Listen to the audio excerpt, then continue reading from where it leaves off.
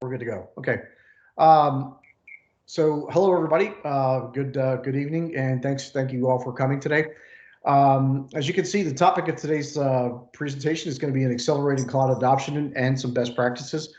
My name is Mark Brzezinski. I'm a senior manager. Full disclosure, I work with Cisco Systems here in the Atlanta, Georgia area, and I'm a senior manager of the platform engineering team and a data scientist. Um, I started my journey down toward data science probably about 5 years ago, and I'm currently pursuing my PhD in data science. But it's an uphill battle especially with COVID and a few other things. So with respect to the people that were earlier asking about some of the questions regarding what we're going to be covering, I put my contact information out here, my Twitter, LinkedIn, as well as a blog that I currently run.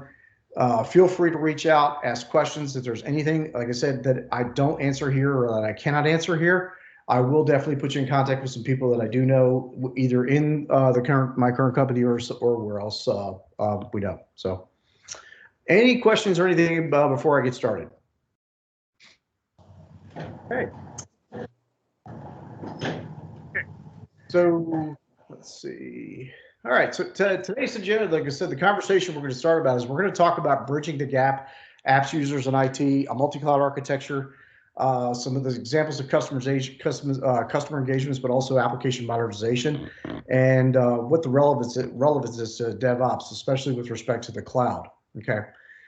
So in terms of bridging the gap, one of the biggest things that to keep in mind is that in my current company, but also as an example with many of the different groups that I've worked with over the years, specifically related to professional services, you're going to see that you have different groups of IT solutions infrastructure. You have enterprise users for business development, but also application software development. The adoption progression here, the adoption progression that you're seeing here, the reason the arrows are the different length is because each of the migration efforts between those different areas follow at a different pace. And let's say as an example, like where you have the enterprise users and business development people, the reason that it's dotted line is because you often have a situation where there is a failure to fully commit to the abstraction or the actual adoption of a cloud technology. Okay. So keep in mind as you've got three different areas within an organization that are going to have some specific issues related to moving to cloud adoption, and we'll cover in depth in some of the methodology that we've used. One of the things we found is consistency within the areas is that, like, say, IT solutions and infrastructure, they generally are stack and workload focused with relationships to the enterprise users and business development, and then application and technology focused between the BDMs or the business development people, as well as the application and software teams. Okay. A lot of times what you're going to find specifically is because you cannot get all of them together, but it does take the cohesive effort to move them forward in terms of trying to bridge that gap to move from either on-premises or some type of a, what I don't like the term hybrid, but a mixed environment, specifically where it's either hosted or on-premises into AWS. Okay. Oops, went the wrong way. Okay. So one of the things we did to bridge the gap is that we brought each of the respective areas together, and we tried to determine which, where the common ground was located. So when you're looking at this particular type of a Venn diagram, the things that we're finding is that IT solutions infrastructure, specifically because they're going to be wanting the ones to be running the specifics related to the adoption of the cloud in terms of infrastructure. And then you have the application software developers that are going to want to manage the environments based on some of the areas of how they can migrate their applications, they can make them cloud enabled. And then in terms of the enterprise users is how does it all come together where their workload focus now is because it affects their business on a day-to-day cycle. Okay, so this is the ultimate goal that you're really trying to get into in terms of trying to bridge the gap when you're with a conjoined effort to the migration. Okay, so some of the things we have done is that on the top portion of the diagram, you're going to see here is that you have network compute orchestration, storage management, everything within an existing on-prem area. Okay, the two arrows that you see, I put two of them in here because a lot of times, specifically related to whatever context you will be working with the different groupings, like I said, with the different users or different organizations, you may have a mixed on-prem flow. So which basically means, like as an example, GovCloud for those users that are familiar with FedRAMP. You may have also users that are experiencing something with respect to called data sovereignty. So like as an example, some governments require certain types of capability with respect to where the data is maintained. So they can't always go full cloud enablement. They have to have some type of a mixed or environment on the way, okay? So generally within the migration flow, so that's why there's the second arrow out here is where we're putting within the migration flow, we enabled the full capabilities within what you're seeing within the stack that you see here. So application performance monitoring. So in other words, it looks under the covers to determine what's happening with the application, okay? And this is, we're taking this from an on-premises, moving it into AWS. You could also make it cloud agnostic, but these are some of the things that we had done with respect to that with the cloud migration. Endpoint security, how do they access these particular applications? So in other words, previous to this, you had people that were looking in terms of how do I get behind certain types of firewalls? How do I get behind my corporate network? Now that you have the migration into AWS Cloud and Services, those are publicly available, but now you actually have to determine what is the best method of securing those particular endpoints, okay? Routing and switching, how does your network take place on top of, over and above what they would offer? So like as an example, AWS, you have VPCs, and you have different routing and other capabilities like say cloud services routers, et cetera. So those things really, when you're looking at those particular pathways of the migration, the suite of tools that you see is the 6 areas that we've narrowed it down to with respect to how to move forward in moving from your existing on-premises, migrating into the cloud environment. And then also, like I said, there's also a certain types of a mixed bidirectional flow with on-prem, okay? Security management, hardware tenant management, security workload enablement. These are the biggest things that you're going to need to be considering specifically with respect to the pathway to move off of your on-prem. As an example, some of the particular products that we would use, so Prometheus, Dynatrace, or New Relic, Okta, Illumio, also has 2 for the endpoints, Microsoft System Center for some of the orchestration, or you could also use, what am I trying to say here? You could use Hyper-V, you could use Azure Stack or some other things in for security like Fortinet, FireEye, et cetera, okay? From the Cisco perspective, as I mentioned before, full disclosure, I'm an engineer with Cisco, so, you know, App Dynamics, Duo, Umbrella, ACI Anywhere, which is cloud-enabled, SecureX, Intersight, which is also used for both on-prem as well as in the cloud, and Tetration for security endpoint and security enablement, okay? Any questions so far before I move into the next portion?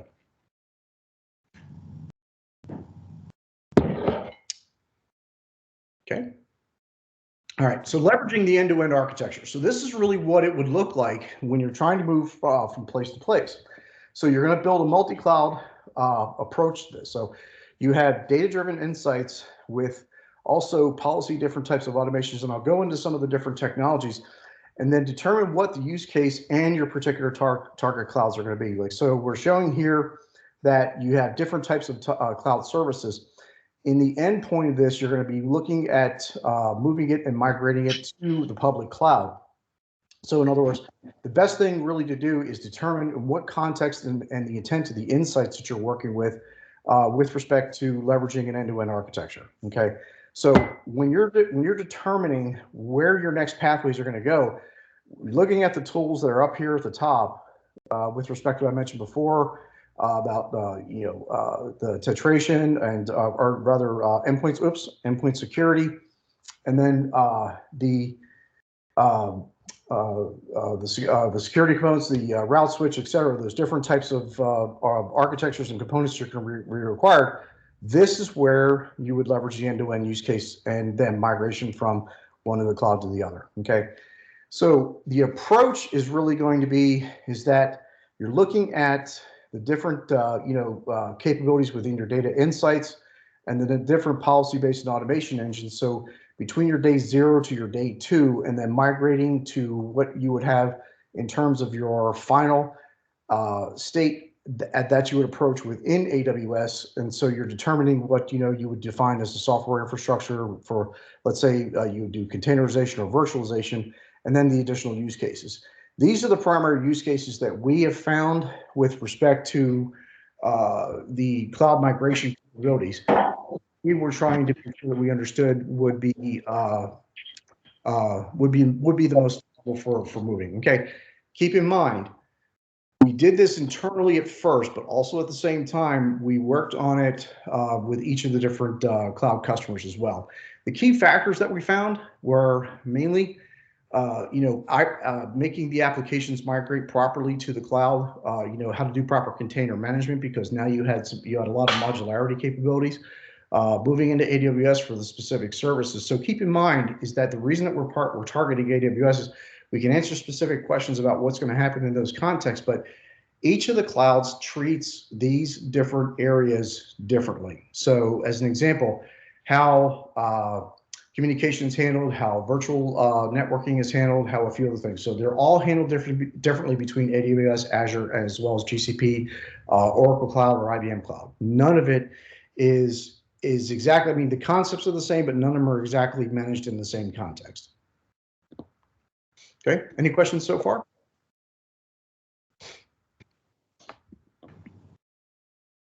Okay, so in the end-to-end architecture, what we had done was we built within the multi-cloud approaches that you have your data center, your edge compute, and then we were trying to migrate between between our data center presence, our edge compute presence into the public cloud. And one of the ways we had done this was also applying the same type of switching or route switching that was consistent between the two areas. Okay, so as I mentioned before, is you're going to have the needs for each of those on either end of it, but at the same time, you have to be able to migrate specifically from your common infrastructure for your network, your storage, and your compute into the public cloud that will still be leverageable and manageable by the respective teams. So between your IT solutions and your software development, they're still going to have to actually be able to manage those particular components at the same time when you're looking to migrate, off-prem. If you have a hybrid or a mixed type of environment, the key factors to really maintain are what particular components are going to remain on the on-premises side, and then what are those going to be moved to the public side. Okay. So some of the customer engagements that we had done was we put together some tested and validated architectures with respect to, let's say, IT service and DevOps, because everything was really going to be moving at a particularly fast pace.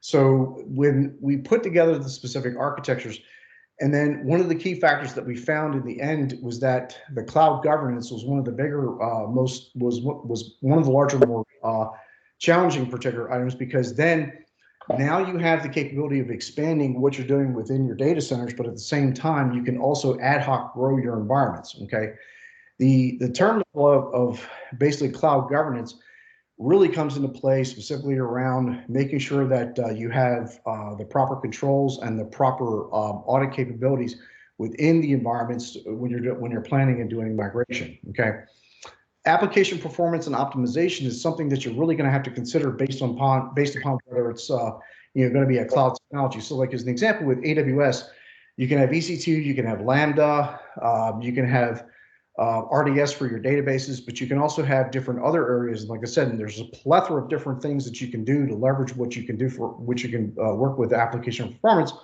But in the end, how you govern that, because it's going to govern your costs, your manageability, your security, amongst other things. So like I said, that's one of the reasons why I listed this last, was because the governance is going to be one of the key factors you're going to have to determine after you move. It's not going to remain the same when you're moving from from an on-premises to a cloud enabled area. Okay, so in terms of statistics, what we found was that the evolution had moved from virtualization to containerization. Okay, I don't know how many of you are working with specific containers, specifically, like I said, Kubernetes or Docker.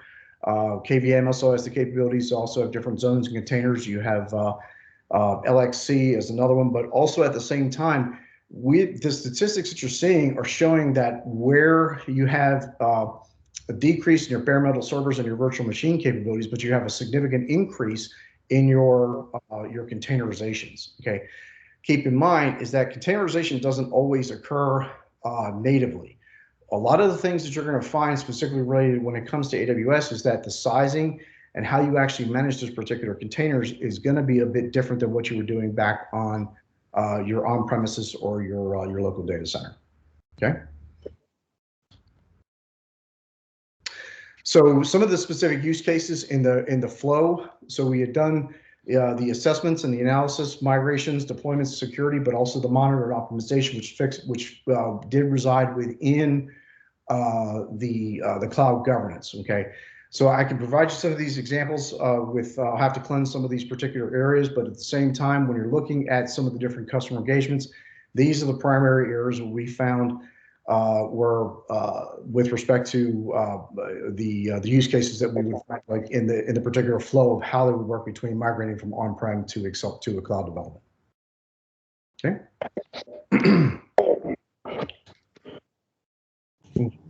So one of the things that we were talking about is specifically early on, so we did an agile software delivery model, but also, like I said, if we look at the automation of CI/CD and DevOps tools, and then how we'd actually do some of the particular pushes. So from the build, test, deploy, and operate modes, we developed the CI/CD particular process, but also at the same time, it was based on what the particular requirement was for the application. So once an application was migrated from the on-premises capability to the cloud capability, in other words, that was where we were able to introduce some of the CI/CD, CD, and DevOps tools that we were looking for. So the key factor was that we're trying to do the migration to continually work with testing and automation components, so that you could literally move through the life cycles and then push your application into production.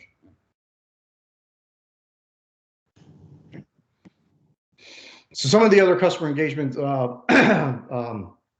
examples that we were mentioning. So for site reliability engineering, once you've actually migrated, so this is a particular day 2 effort, meeting your service level agreements, your servicing and alerting. So how you actually maintain and monitor with respect to, like, as we mentioned before, with cloud governance, but also at the same time is that in the process of the evolution of moving into from one cloud to the other. A couple of the things that we found out was that primarily with automation as required, but also testing and verification of the solutions. Okay, because you're moving into that particular type of environment now, where your network, your controls, your ACLs, and a few other things are going to be significantly different. That's where some of the, like I said, the particular flow that you're looking at will come in handy around with respect to the service level agreement and maintaining viability.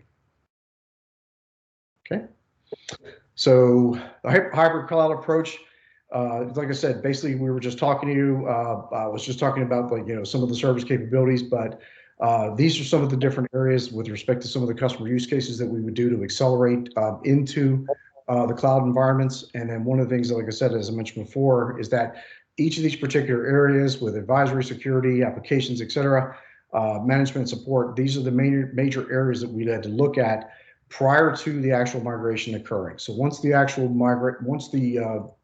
targets were identified in the source in the on-premises data center, then moving forward, these are the particular areas that we had made sure that we addressed each time. So 90.99% of the time, or 99.99% of the time, these are the key factors in the lifecycle approach that are going to make it successful with your cloud migration. Okay. Examples of everything that I've shown you out here, actually, as I mentioned before, you can go out to developer.cisco.com. There's a ton of information, and is also with respect to the use cases that I had mentioned before. Every one of those are listed out there, but also at the same time, there's developer code and some other areas that also specifically identify some of the capabilities of, like, say, automation, sample code, and a few other things that are based on some of the applications that have been developed and deployed. All of it is free, and it's all open to you. If you want to get your DevNet certification, that's up to you guys. But at the same time, this is one of the resources that I currently use for some of the my cloud migration capabilities. Okay, that was supposed to say Q&A on this slide, but I missed it, so I'm not sure what happened there. But in any case, that is the end of my slideshow. Anybody have any questions or anything I can share with you, maybe about some of the experiences or some of the areas we may have moved in? It did seem a bit nebulous with respect to like how I put together some of the architectures, but because of how we had we deployed some of these different applications, a lot of times there was no real specific type of an architecture that we had deployed. Like I said, we had some ideas of what we were putting forth, like how we move things into, like, say, a Lambda region versus EC2, some of the database uses, et cetera. You know, any type of questions I can answer for you guys at this time. Mark, what have been some of the biggest challenges, both from a people, but also from a technology standpoint, that you've run into as you've done some of the cloud migrations? The biggest issues, like say back in the first slides that I had shared, were getting the respective groups together to determine where the commonality was going to occur. So between IT managing the infrastructure, the application developers, and then the business users. On the technology side, it was literally leveraging what could be used within the specific areas, because, so as an example, one of the applications that we had migrated was, I think it was an onboarding or requesting application for some type of analytic services. One of the things that was originally done was that the application was an old Java app. The way it was developed and everything really didn't mesh very well with how they were doing the deployment. They wanted to move it into a Lambda region. So as a result of that, there had to be a complete technology rewrite. So in terms of full stack development, that was the technology area that we had the most trouble with, is that we had to figure out how to migrate it from its existing platform with a heavy fat client that was Java based into more of a web based client.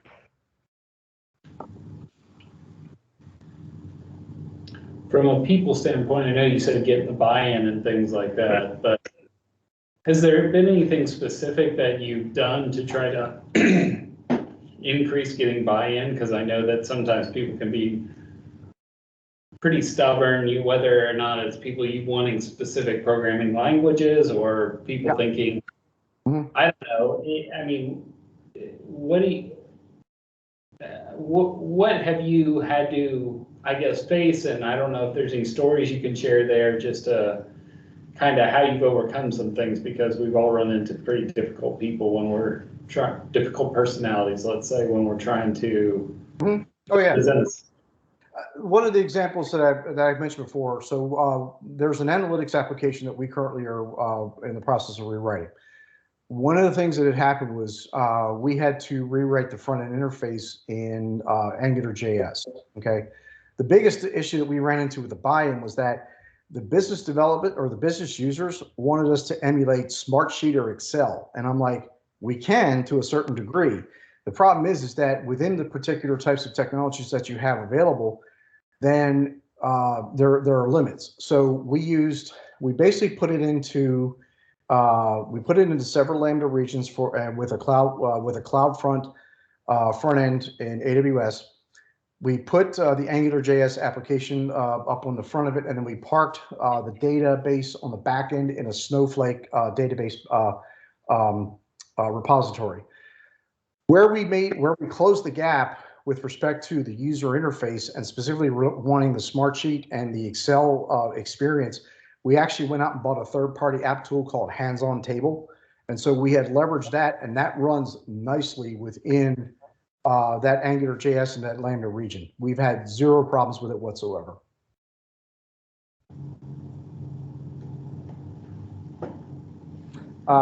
One of the other areas I wanted to talk about too is that we had several different types of visualization type of tools that we were looking to use. We ended up going with several different cloud providers. So like as an example, we looked at Splunk as well as Tableau, and some of those particular areas we had leveraged those because they already have SaaS and cloud presence available. And so that enabled us to actually migrate off of the on-premises data into, like I said, where we moved it into the Snowflake repository, but at the same time, the visualizations components that we're using with those two different tools, that facilitated some of the output and the capabilities that we were looking at for the application as well. Sure. I work with a lot of like, citizen developer types Yep. and kind of enabling analytics. And of course, the data's sort of all over the place. And that's kind of what interested me about this whole model is, you've got some things up in the cloud. You mentioned in these hybrid environments, you're going to have on-prem data, things anywhere and everywhere. And so for this, for these citizen type developers, how does this, how seamless is it to them when you have a hybrid cloud where, you got some of your stuff up in AWS and some of your stuff on-prem. And then the other thing is you got some stuff in the cloud, and I wonder, what I run into the most in the cloud for like prescriptive analytics is, unstructured kind of data. But then you've got your on-prem stuff, and I just wonder how you blend, how it all blends together from an architecture standpoint when you have more and more companies kind of go into this citizen developer sort of model. The biggest thing that we did to solve that problem, in fact, spot on. We hit that on the head. You hit it on the head right there when you talked about the different disparate resources. One of the things that we did was we created a specific repository on AWS. So what we had done was we created an EC2 instance that acted as a virtualization layer that would do data pipeline ingestion, and it would either ingest it from either S3 buckets, RDS tables. It could go actually pull it out from GCP. It could actually connect to Hadoop, and then we put it into a data repository that we were running on AWS as a centralized area just for the data lake component. Okay, so now the use case that we had generated when we built the data lake was very generic. So in other words, the data lake was where we parked everything that was either structured or unstructured into the different component tables. And then the virtualization layer just basically was a catalog that was able to find out exactly where each of the parts were located. Okay, so it told you where the source acquisition was from. We created an onboarding process that would then move it into that centralized repository. Once we created that particular area where we could have it within the data lake, then we created an API gateway that sat in front of the data lake and then parsed it out to the different data warehouses with specific use cases, either around analytics or whatever type of data requirement or use case need. Okay, so like in other words, the data lake major repository that we were trying to create was then going to start moving into the specific use case data warehouses. So those data warehouses were targeted as SQL databases, but we actually had produced structured with processed data there. So like I said, the main thing was creating the onboarding process, put it in to a centralized location where we could monitor it. It's unstructured, but then creating an API gateway that would allow each of these different data warehouses to talk to it. Okay. The problem that you run into with something like that, it requires a lot of hands-on management with respect to the data lake, because a lot of times what happens is that the biggest problem that you face when you're pulling all of that particular information in is the structure of the data, even if it's unstructured, trying to put it into a feasible format that can be used. Okay, that was like we had stuff coming in from syslog, we had NetFlow, we had a number of other data repositories and stuff that was proprietary. So we just had to figure out where to put it all so we could actually get access to it. It's kind of one of my clients. We've got the reporting tool that we're using right now. It's actually called Jaspersoft, which most people aren't super familiar with. But I've got some EC2 containers that I'm connecting to. I'm connecting to Snowflake. I've got some on-premise data. I've got data everywhere, and we're supposed to be doing real-time reporting. So it presents some challenges, but real-time. Yeah.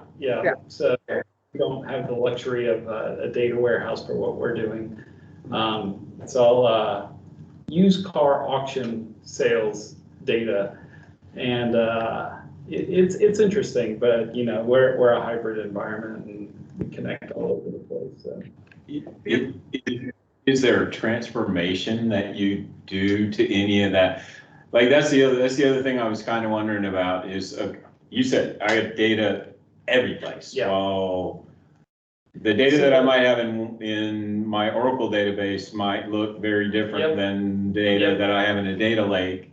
So if you're reporting on that, how do you have any confidence that the data is? So I'm connecting to the source systems for what I'm doing, but then we have a more analytical system that's a more traditional data warehouse that is in the cloud, in AWS, and it has ETL jobs going all over. And the biggest problem that we have, to your point, is that when we go query the source system, it may tell us one set of numbers because in the transformation, they've done something, which is kind of, I guess, a typical data issue, which is I'm calculating something one way, they're calculating it another, and we have to get in sync. And that's where your master data management and things like that are just out of sync in terms of how you define something.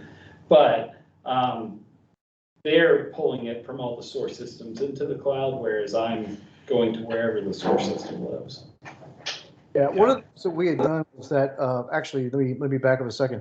So in terms of where your particular process is, so let's say as an example, you've got a document coming in, and then you've got these different data repositories and then these different areas coming into the data lake. Sorry, let me draw this up here. So it's coming to that, the actual ETL that you just mentioned right here, that takes place post data lake to anything. So this is going to be your structure, your raw unstructured area for your capture of the process. And then once that actually happens out through the ETL process and everything, so then you have now, you have these different output data repository areas. These are your specific data warehouses. So these are the ones that I was mentioning before. So your ETL process would occur here. Your data ingestion process and your aggregation occurs here to get it into the lake. And then the actual ETL is where everything would occur here. And the master data management occurs where in that diagram? The master data management is going to occur here at this particular at the data lake. Okay, there's a couple processes that I'm not showing you right here. Like I said, the data pipeline is right here for the pull in, and then the actual data cataloging. That particular process is, so I'm going to call it.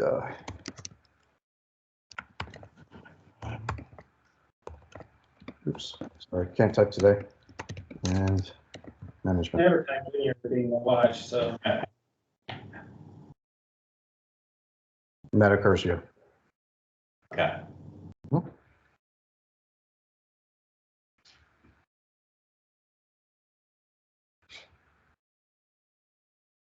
Yeah, the reason we're doing it also there too as well is because everything is occurring everything that you're looking at on this side of the fence right here on that is occurring on AWS. Everything that's over here could be anywhere we target, either on-prem, another cloud, or within AWS. It doesn't matter.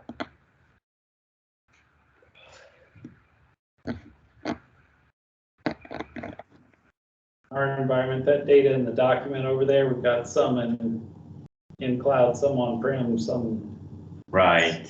So hot mess, but. That's what I see. Mm-hmm. So the time is it's all over.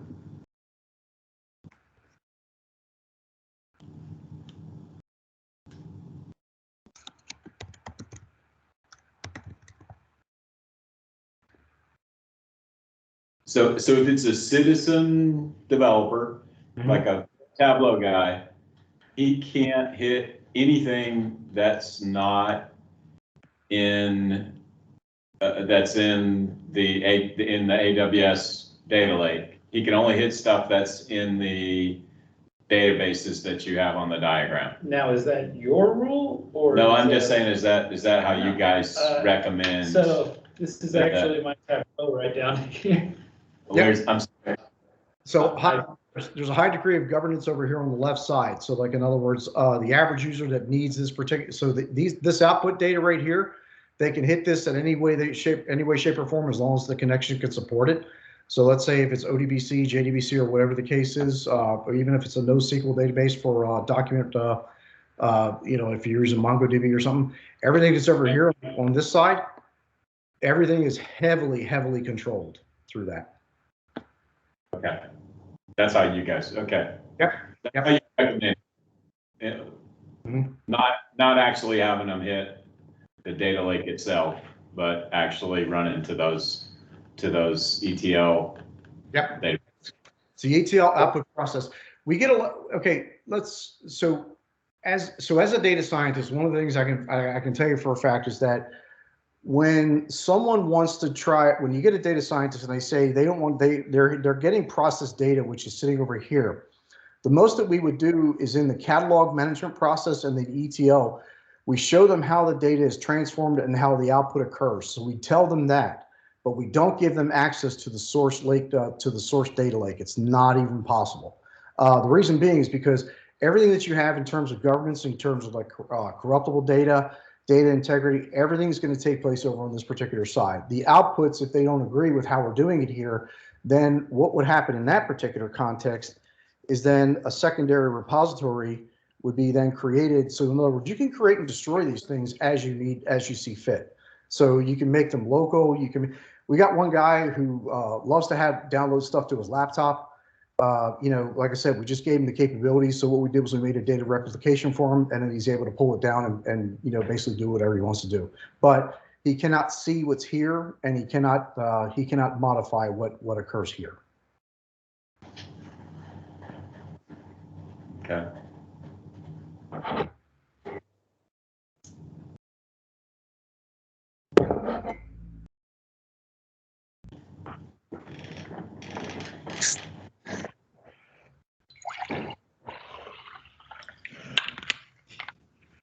Anybody else?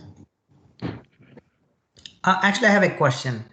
It's about billing charges. I'm just wondering if you could share your experience in the context of the billing charges when you work on multiple cloud providers like AWS, GCP, Azure, right?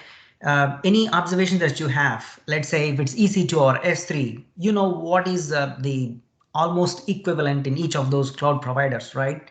So do you have any recommendations on, hey, if your goal is this, maybe you want to go for AWS first, not guaranteed to be the lowest price, but still try this first. Do you have any recommendations? That's like recommending a Toyota versus an Isuzu versus versus a Lexus. It's really going to be based on what you decide that you want to have your cloud environment running on. Now, from my experience, AWS is extremely versatile, has multiple regions for high availability, is great for that. GCP does too. GCP, I get performance that I've never seen before on anything with AWS. Azure, I get functionality. So a lot of times, because especially with respect to Azure, public Azure, and I'm going to caveat this. The deal with that is that not only do you have the Azure CLI, but you also have PowerShell capabilities too. And that is extremely potent, especially with respect to management and capabilities. Because keep in mind, the version of Microsoft that they're currently using, or the version of Hyper-V as well as Windows, is not available on the street. So everything that they do for respect to management and everything else is very esoteric to Azure. So you're not going to just go anywhere and get it. Now, Azure Stack has the capability of connecting directly to public Azure, but also at the same time gives you the capabilities back when you're on premises to have the same type of features and functionality. Okay, so you're looking for, it depends really what your goal is. Like I said, if you're just looking to start something out and learn it, the most adopted firms, cloud services that I've seen so far, I think, if I recall, would be AWS, and I could be wrong about that, and that's just my opinion. But each of those clouds has their own strength. Keep in mind, I am not endorsing any of these guys in any way, shape, or form. You have certain types of features and capabilities with them, and I've seen and observed some things. But like I said, I could be wrong. But also at the same time, it really depends on what you want to do with it. All right, thanks. Depends on your comfort level too. That's as I've seen. Yeah, there are some that I've seen that you know, are good, very comfortable. You can be very comfortable with either one. Mm-hmm.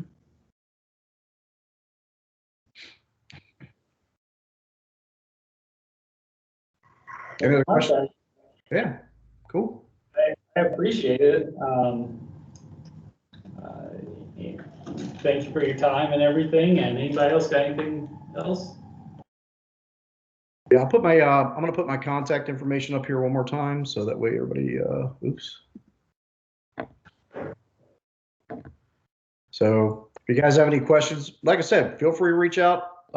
You know, if it's something that I can help you with respect to putting in the right direction, if it's a generic question, please, like I said, no need to, you can just ask me that directly. But if it's also something very specific around any specific products, let me know where I can help. All right, perfect. Thanks, Mark. I really appreciate it. Hopefully you can make it. Can we get this presentation? Yeah, I put them all on a YouTube channel, but I'll put a link in the comments. It might take me a day or two. Okay. But I'll put it out there. Perfect. So. All right, great. But yeah, feel free to check out the YouTube channel. Everything that we've done since I've been running the group is out there. So. Okay. Thanks, Mark. I really appreciate it. We'll see you these days. Thank you. All right.